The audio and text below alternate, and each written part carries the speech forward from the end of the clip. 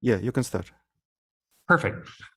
So team, today I've been asked by Lev to speak about an interesting topic, and I'll get into a little bit of background about my exposure to it and my background around it. But today we're going to dig into OpenAI, and we're going to do it in a little bit different manner. We're going to talk about building applications and how you actually interact with them from a not just ChatGPT in a browser, but like how, if you wanted to go one step deeper and you wanted to actually build applications around it, what are the different ways you can interact with it, and then how can you customize these models, and how can you tweak these different models available through OpenAI to meet your particular use cases. So it doesn't go terribly deep. Like, I call it a primer because we're just trying to kind of introduce you to the different areas and modalities of working with this. And then from there, I mean, each of these could be broken out into its own talk. But a little bit about myself. So I'm a principal solution architect at Microsoft, and I'm specifically in the high-tech partnerships group. So what we do is we work with late-stage startups, including OpenAI, who we actually have a direct relationship with as well, on building, my particular focus is around AI companies and AI platforms, but finding late-stage startups, building a partnership together, and then going after whatever their particular market that they're trying to do, whether that be a very niche-based thing or broad-based, but usually it's B2B, and usually it's AI companies, and we go and we build partnerships, and usually there's some form of investment in one direction or another, and then we go and we go to market together and grow these late-stage startups.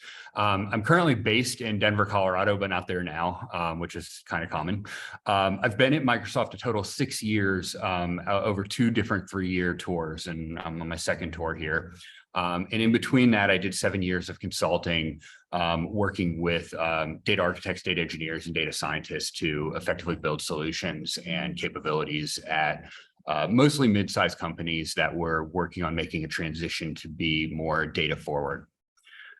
My focus area, going a little bit deeper, my focus area across my whole career has been large data platforms and decision engines, data governance, and cognitive services, and operationalizing AI. So help companies and working with large and small and everything in between on operationalizing AI and bringing that into your organization and how to do that. So as we dig in today, I want to focus on OpenAI, and I want to focus on a subset of capabilities that OpenAI brings to the table. There's effectively 3 major GPT areas that the 3 different kind of macro capabilities within OpenAI related to generative text and related to large learning models. GPT-3, ChatGPT, and then GPT-4. And there's a lot of intersection and overlap between them. They're all kind of evolutions of each other, but there are things that each of them do differently. And there are things that each of them, unique ways of interacting and unique use cases. So I'm not going to drain this slide, but I want to talk about a couple of themes on this slide. And this slide really breaks down different use cases and common patterns and places where these 3, I would call them macro models or services, where these 3 services play and do very where they really shine. But one of the things you're going to find throughout all of these, and I'll get into the differences later, but I want to talk about the similarities right now. One of the things you're going to find about all of these, all 3 are large language models. All 3 do a very good job of summarization, of making things human interactionable. Some of them shine, all 3 can generate code. Some of them shine better in generating code than others. And all 3 have different ways of engaging with them to design to plug into whatever downstream system you're going to be interacting with, right? ChatGPT has that UI, chat.openai.com. It has that UI, but all of these have are APIs as a service, and you're designed to be able to integrate this and plug these into your stack. all of them will, not all of them do today, but all of them will provide a pretty robust customization interface for you to be able to expand and extend these in different directions. So for example, if you're trying to build a knowledge store of information across your enterprise, you can do that. If you're really trying to focus on building like a bot that I can play a game with, you know, Dungeons & Dragons or whatever, you can focus on doing that. You know, there's ways of kind of tuning and tweaking and modifying, extending these. And, you know, they all support a couple different ways of doing that to varying degrees. So as we think about this, one of the things we need to look at is these are three services that OpenAI provide. And I want to, I'm going to blur the lines today, and I'm going to do it somewhat intentionally and somewhat not intentionally between Azure OpenAI and OpenAI as a standalone SaaS company or PaaS company. And Azure OpenAI represents the investment that Microsoft made into OpenAI and taking those services and wrapping them in a couple layers. And I'll talk about what those layers are later, but the core meat and potatoes of what we're talking about is it exists in OpenAI as a service. So most of what we're talking about, unless I very specifically say this is an Azure feature, extend in across OpenAI, the you know, the core PaaS service, but also through Azure OpenAI.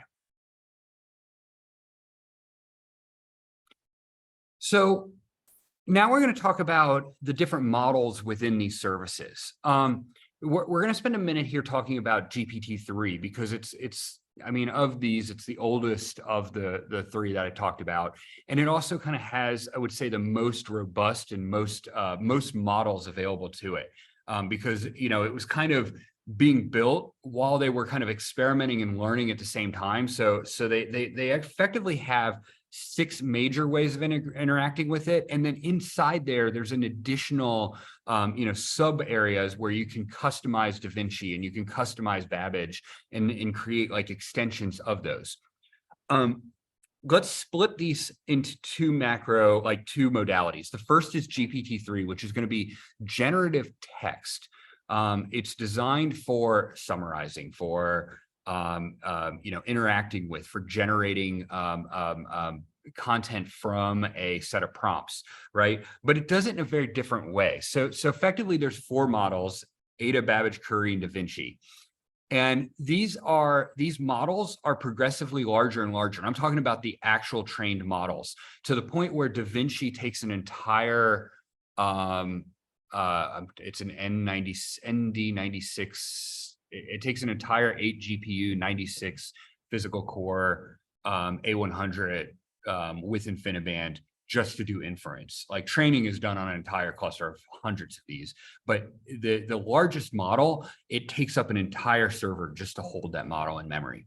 So Ada, Babbage, Curry, and DaVinci. What are the differences? So as we look at this, the idea is on the left-hand side, the Ada, the Babbage, and the Currys, you're going to be working with the faster response times, cheaper, but also a limit of how many tokens you can feed into it. And what is a token? A token is effectively, in the English language, it is a syllable, is what it roughly corresponds to, about 3 to 4 to 5 letters, depending on the word. And then in other languages, usually a token maps to 1-to-1 to a character, with a couple exceptions. But it's effectively basically the quantity of text that you're feeding in to the model. And what this is going to do is, this is not just feeding in, but also on the other side as well. But the obviously larger model is able to take more data in, start to vectorize more, map it to more vectors, and give you a more rich output.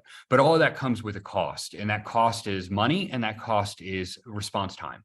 So if you think about Ada and Babbage, these things can respond very, very quickly, but their response, their input and output are somewhat limited. As you move up the stack into DaVinci, you can actually feed it more, but the response time is slower and it's more expensive.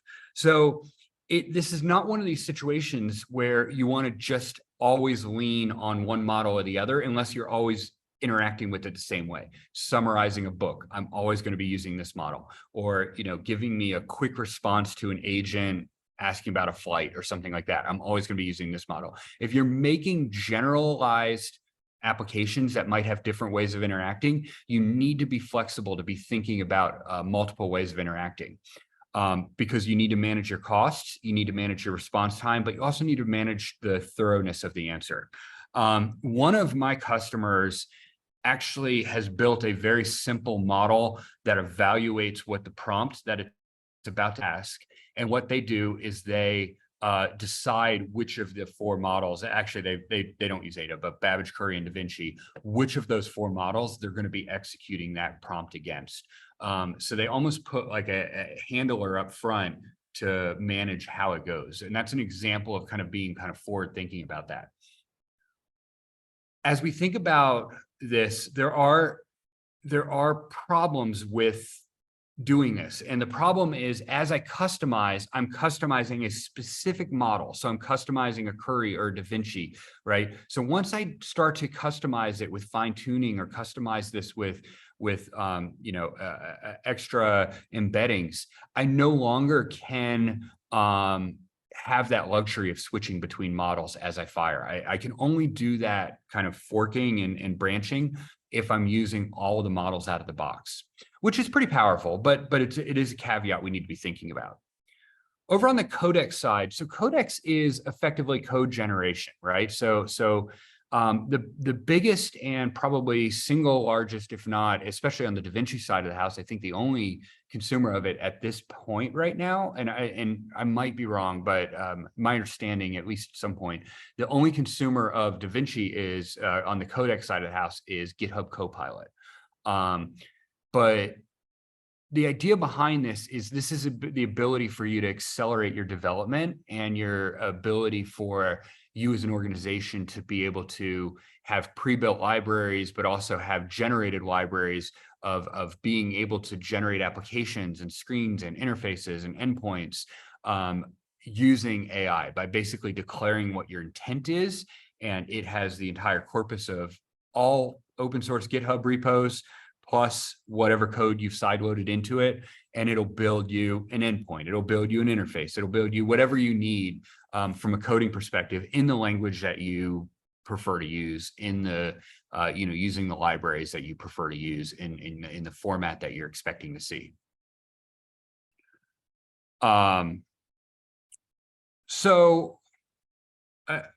think what I want to do, I was going to pause for questions, but I think what I want to do is we'll run through this, and then at the end we can chat if we want to go into questions.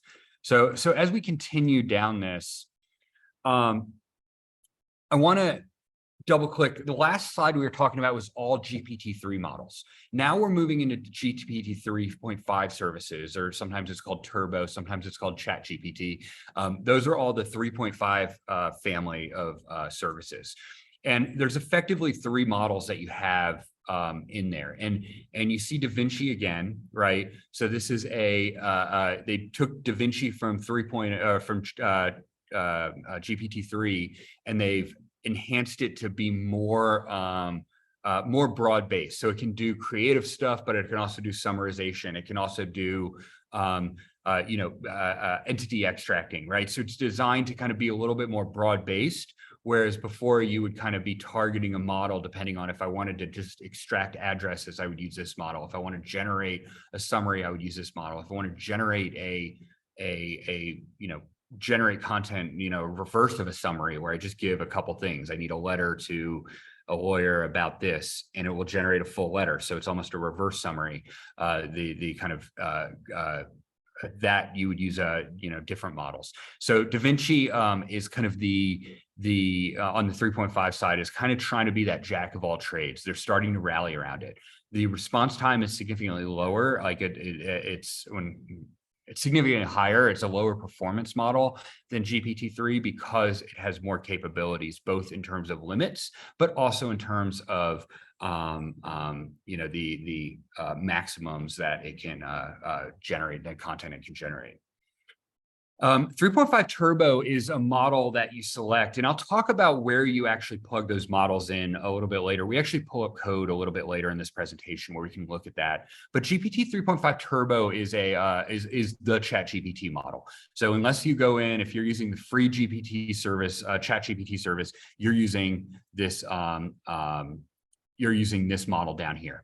And it's important to note that this is kind of the broad-based, it's designed to hold context, it's designed to feel very human-like, it's designed to kind of request respond and work in a conversational manner. Not that the other ones can't, but this one is really designed for doing that. It's also very fast because they knew that they were going to make ChatGPT a free service, so they needed to keep the response time and compute costs as low as possible. Otherwise, they would go broke. The final one I want to talk about is GPT-4. And GPT-4 does a bunch of things. In summary, it is more robust than the previous version. So it's an evolution. It's a next generation, an evolution of the previous one in terms of capability. It tends to do really well with creative writing, like write me a story in the style of Shakespeare about the football game last night, right? Like it tends to do creative tasks a little bit better.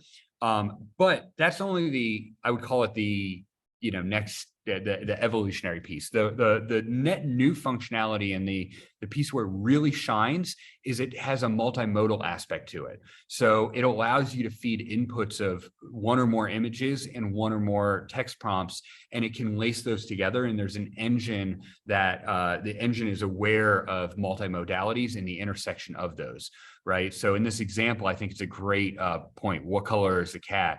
It can understand the context, understand what you're asking there, and it can also look at the image and break that image down. In the broader version of slides, there's actually an interesting slide where it shows a picture and it's a bunch of chicken nuggets, and the question is, why is this ironic or why is this funny? So it has enough comprehension to be able to break down that it's a map of the world made out of chicken nuggets. It's funny because it's supposed to be something big and vast, but yet it's being represented by pieces of fried chicken. So that's the idea of how you can extend in that multimodality. As you can see here, the token length is much more increased, and the steerability. So I can make this thing sound very professional. I can make it sound like a child, and you can do that with other models, but this is really geared around defining what you want what actor you want the GPT model to play, and it'll work in that space. So I'll talk real briefly on this slide. Now that we've grounded ourselves in what the three major services, the three major GPT services here are from OpenAI, we talk about how we interact with them. There's effectively two different ways. The GPT-3 uses an older style of interaction where you basically feed text and it almost feeds that same text back to you and it auto-completes. So think about the auto-completing inside Google. It's doing that, but on a paragraph by paragraph as opposed to word by word basis, right? So you'd almost feed content and then ask a question. The ChatGPT model introduces a new way of doing it, which is pretty much how everybody does it this way. And what it does is it works more about defining personas and defining basically intents, right? So you can define context, you can define what you want this thing to behave like, an AI chatbot, then you can take on personas of users and assistants. And we go a little bit deeper into that over here, where you can see the message and you're effectively providing JSON objects. This is the old way, so ignore the stuff on the right because that's that GPT-3 model. But this is that new way of effectively defining these tagged pieces of information. So context, user is the question, assistant is the response, or whatever the response, you define that. Here's a pretty good example of this in code, right? So I have a link to it up here. But this is like literally a 7-line, 8-line, going ahead and getting a response out of a GPT, either GPT-4 or ChatGPT response, depending on what you do. But there's a couple of things I want to highlight in here that are worth calling out. One is we talked about the 3 services, but inside each of those services being 6 or 4 or 3 different models, right here is the model that you specify. So in this case, it's using a generic 3.5 turbo. If I had a customized model, that would be where I loaded it in. And here you're passing it in a JSON-L format, your prompts, your context, things like that. And then you can see over here, it's giving you the response, the message and the content of, who the founders of Microsoft are. But down here, you get the metadata. And this metadata is important because you're able to track the telemetry of the end user experience. So how many seconds did it take? What happened there?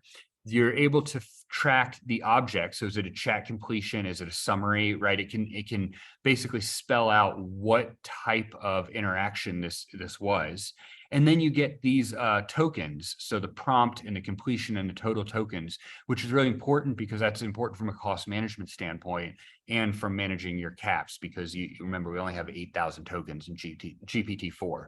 So here we get charged by tokens. Tokens also are part of the timing of how long something takes to respond. So that kind of concludes the first half of what I wanted to talk about, which was very much around kind of introducing the different models that we're about to interact with and showing a little bit about how we interact with the models. But most companies, and when you're actually taking this thing to market and you're building a product around this, you're going to, generally speaking, going to end up customizing this in one way or another. And I want to talk about the three major ways of customizing. And these can all be, coupled together. And usually it's a little of A, a little B, and a little of C. But there's 3 major ways of customizing the GPT models from OpenAI.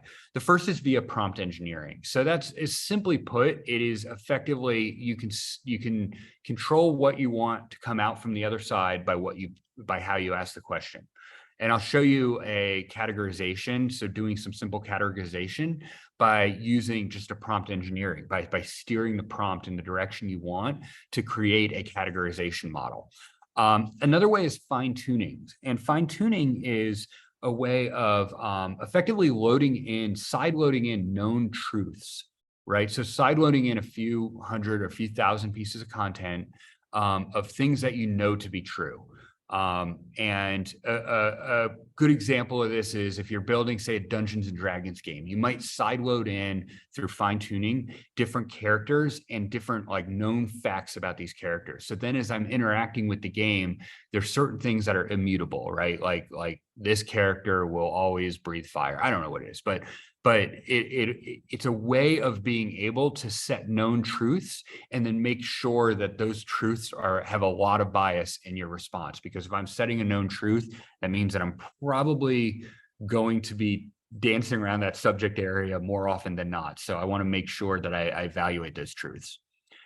And then embeddings is a way, it's almost like with embeddings, you can vectorize a bunch of documents or text, and then I can take other text, like whether it be an input or a different document, and I can vectorize that, and then I can use the embeddings logic within OpenAI to mine those documents. So I can, search a document for something that is semantically similar. I can summarize a document by using these side-loaded embeddings. And it is a set of APIs and a set of methods that are in the SDK that allow you to effectively, you're almost building a model on top of a model in the sense that you still have OpenAI, but once you start putting in embeddings, you're actually going to be interacting directly with the embeddings. You say, take this embedding and find me this embedding. So take the embedding of my corpus and find this embedding of my prompt and go ahead and find the similarities. So it's using a lot of the LLM in there, but it's also very laser focused on those vectors related to the embeddings that you're passing either as your input or in your trainings. With fine tuning and embedding, after you load that data, you end up doing like a partial retrain of the model. So after I've loaded the data, I do have to do a slight retrain of it. So when I go into prompt engineering, I called out an example, and I actually put it right here, of I can use a GPT model as a classifier, right? Like I can define what my categories are: auto insurance, flood insurance, and not related to insurance. And then I can start checking stuff, right? And effectively, I'm now using this as as a very specific, machine learning task, but I'm only shaping it via prompts, right? So in my prompt, I'm defining auto insurance. I'm defining my categories and my topics, and then I'm passing in data in the actual in my requests of what do I want to classify. And because it holds context, it'll get better as you keep that session open throughout the session, because it's maintaining context throughout that. So here we can see we've defined the categories, and then we've asked these things and gotten the answers. Again, we talked about this a little bit earlier. I probably went a little deeper in that initial slide than I should have, but effectively we're building a new model with, I'm tuning it using a labeled data set. And in this case, known truths is another way of looking at it. Then I'm retraining this thing as a new model. And then effectively, it's very heavily biased towards those truths. And then after I've done that, I can just interact with it like a normal model, just any other model. There's nothing special I have to do. Maybe in the prompts, I do some keywords, or I do something to make sure that I'm referencing those truths, but I don't necessarily have to do that. The point is after I have a trained fine-tuning model, you interact with it much the same way that you would a non-trained model. One of the things that's cool about fine-tuning, and the reason why I kept this slide in here, is fine-tuning is a way. Remember I was talking about Ada, Babbage, and Curry being higher performance than and lower cost than Da Vinci? Well, one of those things is I can use fine-tuning to make Ada, Babbage, and Curry smarter and more responsive, and maybe push myself out and talk myself out of using Da Vinci. So I can shape things using these known truths to be able to use I would call it a less creative model to get to the same answer. Also, Ada, Babbage, and Curry are faster, so it enables me to get a faster response to my user. You're looking for a couple hundred data points of these truths. And again, you want them to all be somewhat related. Like I don't want to be all over the place. So it allows you to be really laser focused on your particular enterprise or your particular use case's data. So this is a little bit of code that I think helps make it real. I don't want to go line by line through this, but one of the things that you can see in here is what do those known truths look like? When I go home, I want a soda. When I go to the store, I want an apple, right? And when we look at that, there's what those known truths look like. And effectively, I'm loading that into just copying that into, uploading it into the model effectively. And then over here, you can see that I'm fine-tune.create. I'm effectively retraining that model at that point. So, we can look at this another day and go in more depth later, but I'm effectively looking at taking this known truths, applying a few extra switches around epochs and what model I want to use as a base model. There's also this idea of temperature that I can layer into this.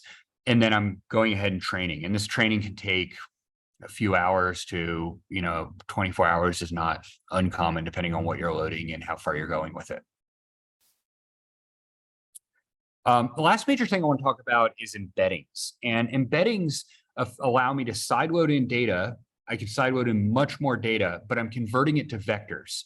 And I'm converting it to vectors because I want to do similarity searches later. I want to do text searching later, right? And I actually have these 3 tasks are actual different API calls that I can use within embeddings.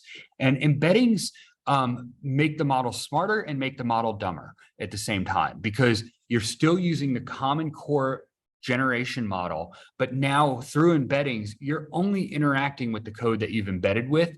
You're just using the broader model to help define those vectors and help define those things. So embeddings, once you choose to go down this road, it becomes this model is specifically used for embeddings. And I'll show you a little bit about what I mean.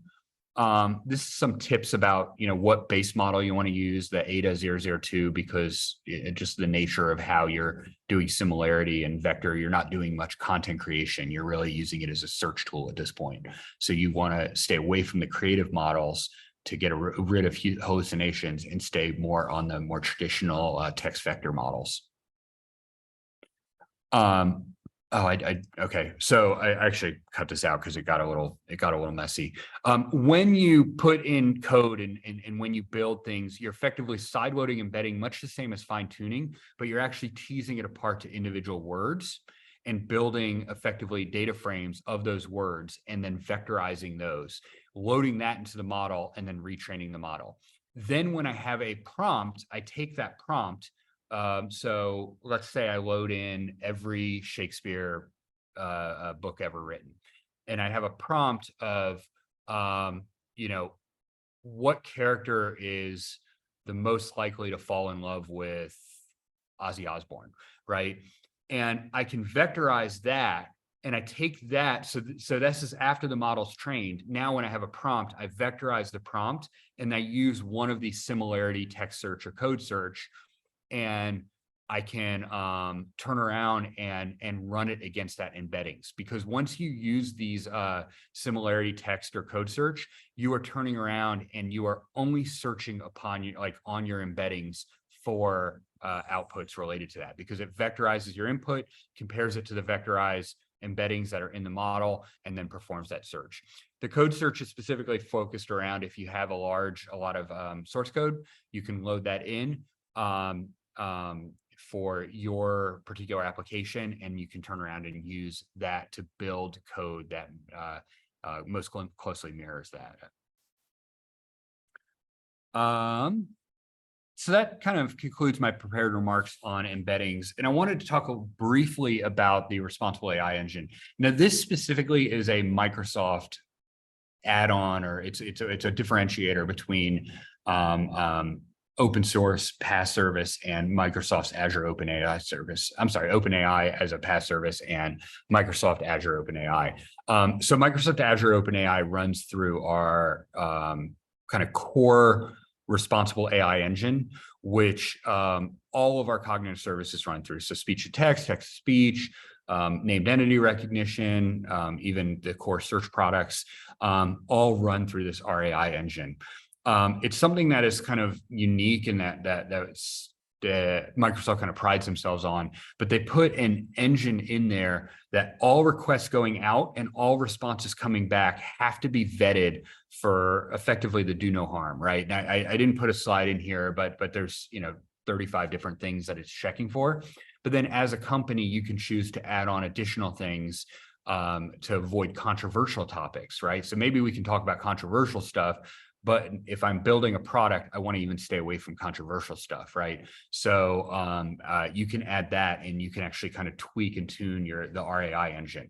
The RAI engine, everything has to pass through this. There's actually a very interesting story about there's certain products that we cannot pass through that because of the way that the customer has implemented it.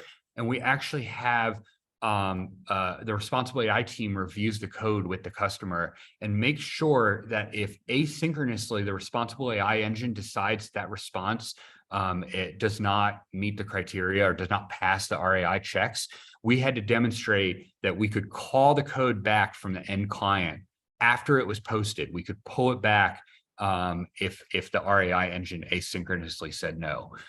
So, I mean, it's very strict. There are no loopholes around this. It's something that's really unique, in terms of keeping kind of the guardrails on the safety of how we use it and how we go to market with these products.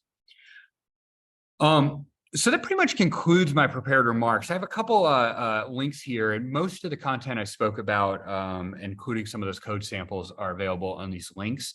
That very first one, you have to have an Azure account with OpenAI plugged into it, and that'll open up the full IDE lab where you can experiment and run the same request through all 3 models or all 4 models and get a feel for how it behaves differently. It's a full, just exploration zone of working with these models and fine tuning. Once you load your fine tune models in there, you can switch between different fine tuning models and the pure OSS ones.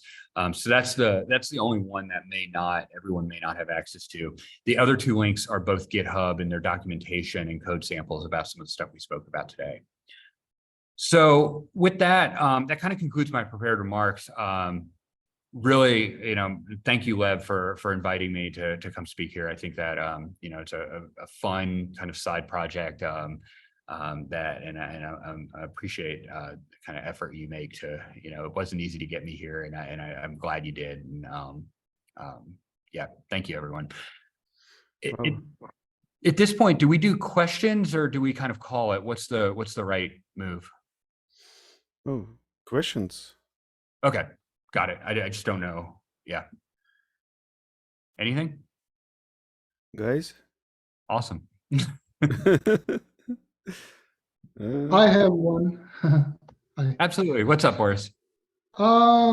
Let's say I have a client with extensive group of websites all about interior design and architecture. They all consist of a texts that full of the industry-specific jargon and things like that. If I want to convince this guy to use GPT-4 for replacing his extensive editorial stuff, what should I use? What would be better way to do fine-tuning or embedding?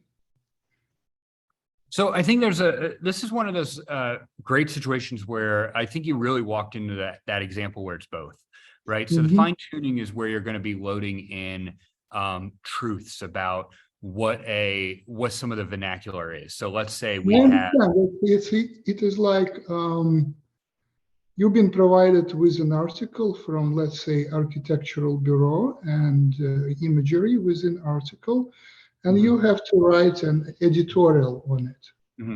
So basically what architecture firms provide is a very techy thing. It's like almost metadata.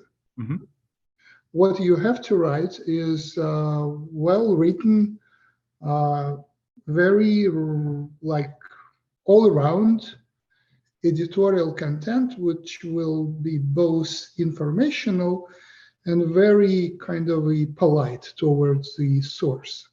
Sure.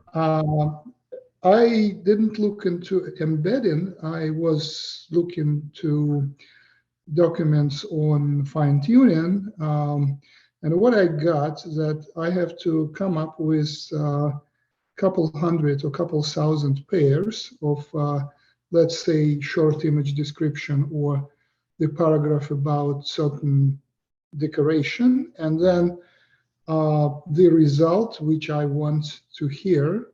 So basically, I want to scrape 200 articles and just make pairs of what being provided and what is actually written. And this way, I will kind of enforce GPT-4 to write in the same style. But what about embedding? Is embedding a better thing for that, or it's more general? I'm going to go back to the answer I gave a minute ago, where I would use fine-tuning to get the vocabulary. So set your truths, set the vernacular and the vocabulary of like custom terms and who certain people are, like the president of the Architecture Society, right? Build that part in the fine-tuning.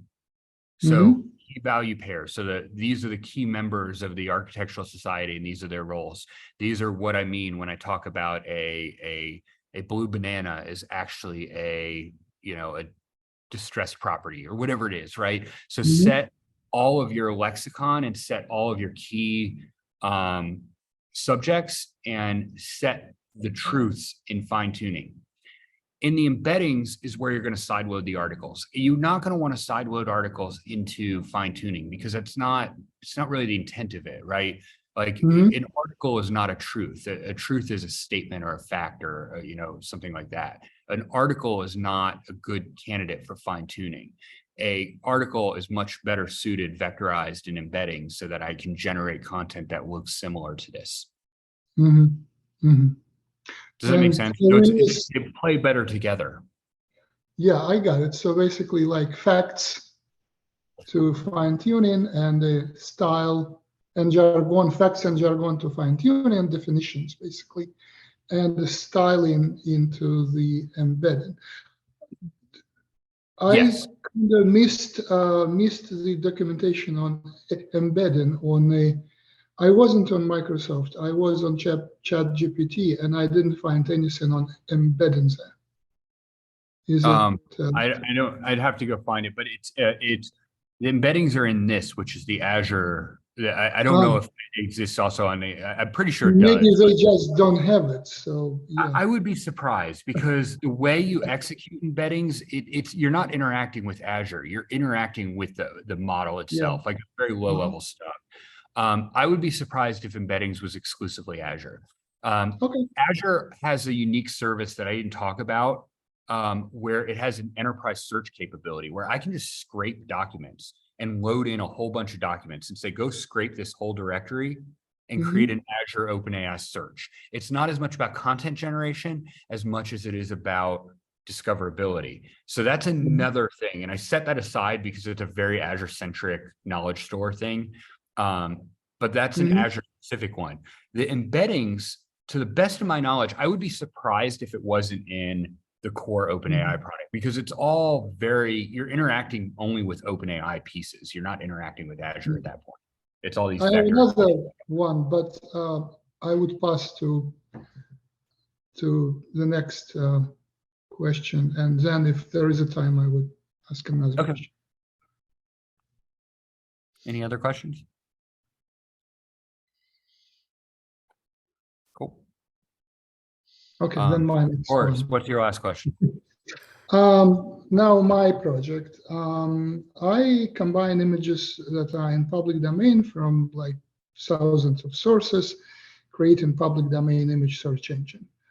The metadata that comes with that is a crap. It's basically garbage on most terms, and some have structured metadata, some have no metadata, and so on and so on. So I came to the point when I started to generate metadata on my own using various clip, bleep, and so on models, and then putting it to the Elasticsearch and some semantic search open source model that is multilingual, language agnostic from Google circa 2020, very old one, probably GPT-2 or 1 point something.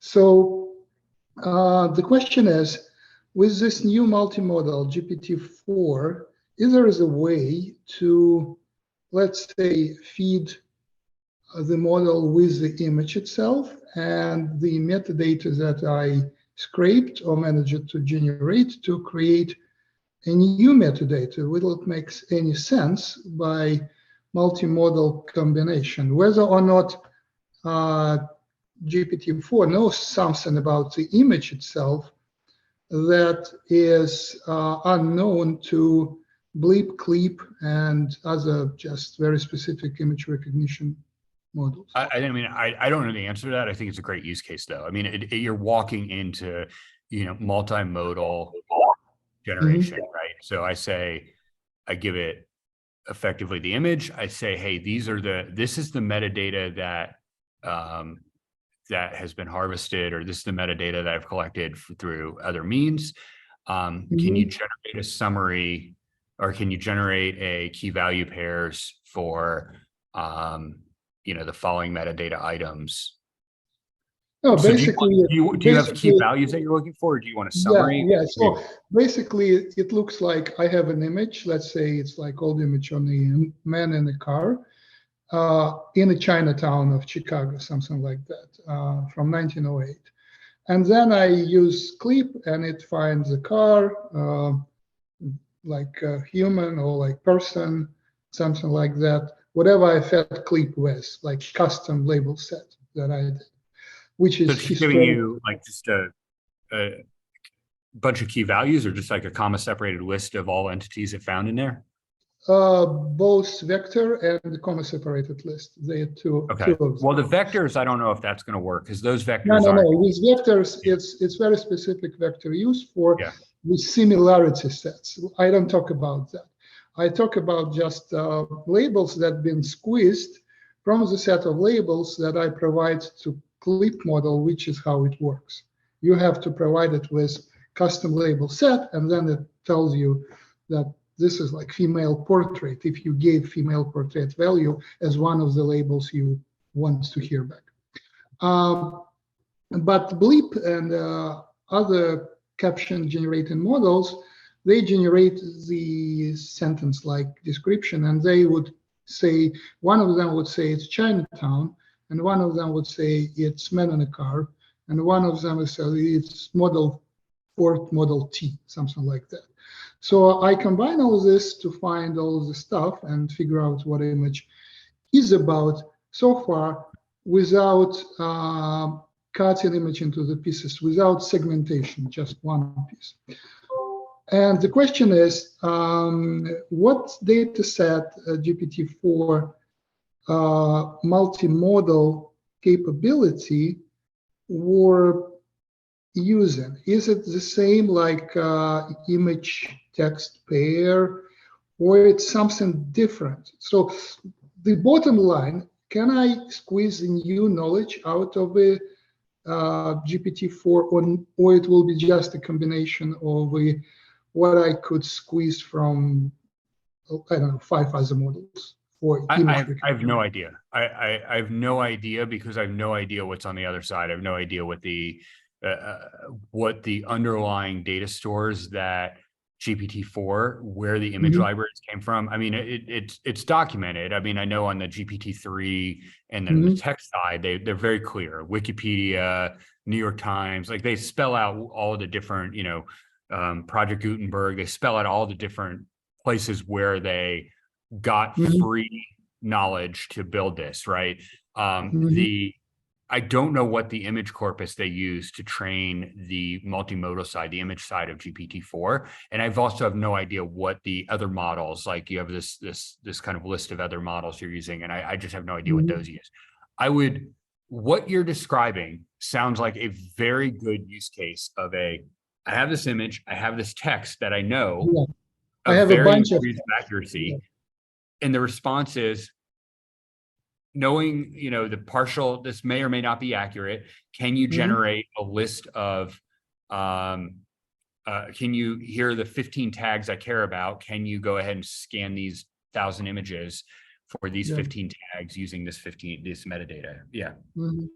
That's going to be probably my next step when I start to generate longer descriptions out of that. Right now, I'm very focused on just search capabilities. So any image with a car will be found, and with like, I don't know, scarf, whatever. Yeah, Peter, Awesome. is it okay if I connect you guys so that you can talk later, maybe send contact information, both sides? Okay, well, this was great presentation, Peter. Thank you very much. Thank you very much. Yeah. Have a great weekend, everyone. Yeah, I'll stop the Thank recording. you. Have a good weekend, Awesome. guys. Thank you very much. Thank you. Thanks. Thanks, Peter. Thank you.